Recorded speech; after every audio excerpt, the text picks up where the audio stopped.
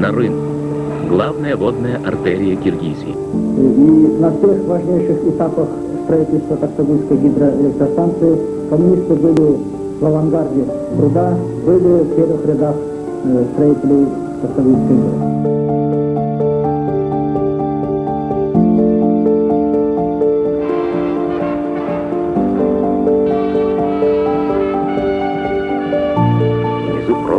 Сотни метров, и зимой при снегопаде, и штормовых ветрах. В нашем городе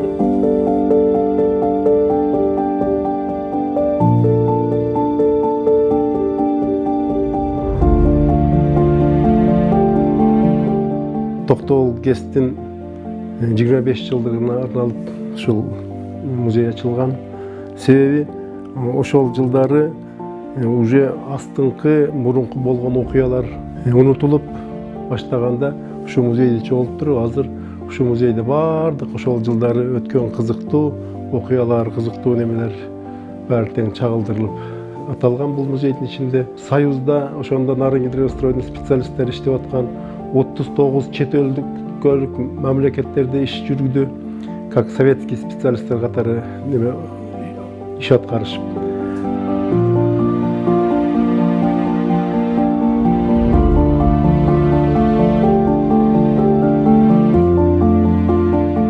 Бу Токтогул ГЭСтин курулушу, ошол жердеги жасаган инсандар, мына мен айткым келет, Зосим Львович Серый. Бул Каракөл шаарын негиздеген, Каракөл Токтогул ГЭСтин курулушун жыйынтыгын чыгарып, ушу жерде герой соцтруда алган киши начальник строительства болуп турду. Бул Хуриев Казбекбек Султанович андан кийин ишин улантып, ушу эки кишинин жетекчилиги астында практически 30 жылдын ичинде 6 ГЭС Нарын дарыясына курулду.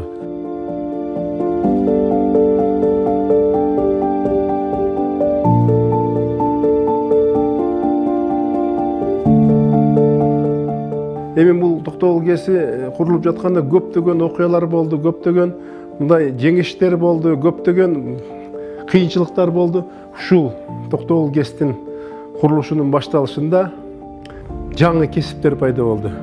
Скалолаз монтажник, скалолаз плотник, скалолаз бульдозерист дегенге чейинчи мурда Союздун чегинде мындай специалисттер болгон эмес. Мынакей Аскан боорунда, Жалама зонунун боорунда иш жүргүзүп, досторун страховать этип неме кылып турат.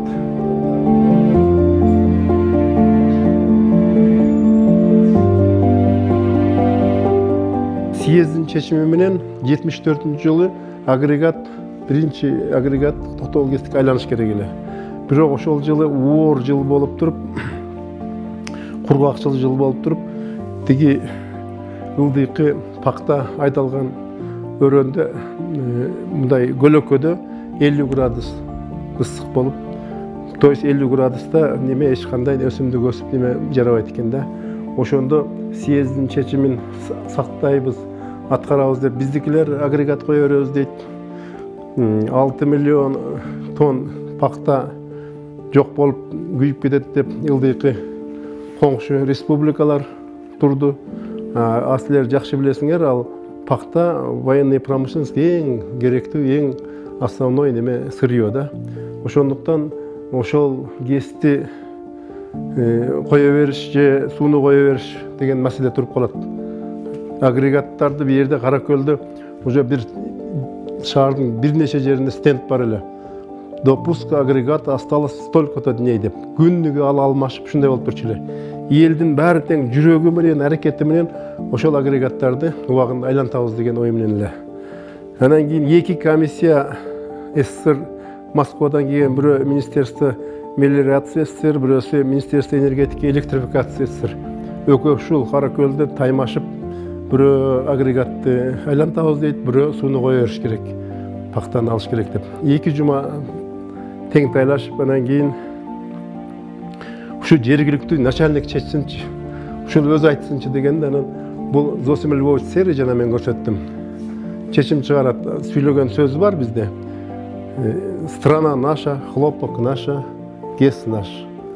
И мы должны решать так, чтобы минимальные потери было деп туруп, анан кийин сууну кое берип, ошол жылы неме ГЭС айланбай турган болуп калат да. Великая минута. Завертелись лопасти турбины. Правда, вертелись они тогда, в 1974 году, всего несколько минут, но рапорт об успешном и досрочном пуске был отправлен в ЦК КПСС и прочим владетельным адресам. Не успев заполниться хотя бы на четверть, чаша Токтагульского моря опустела до последнего литра. Вся вода была срочно спущена вниз на хлопковые плантации Узбекистана.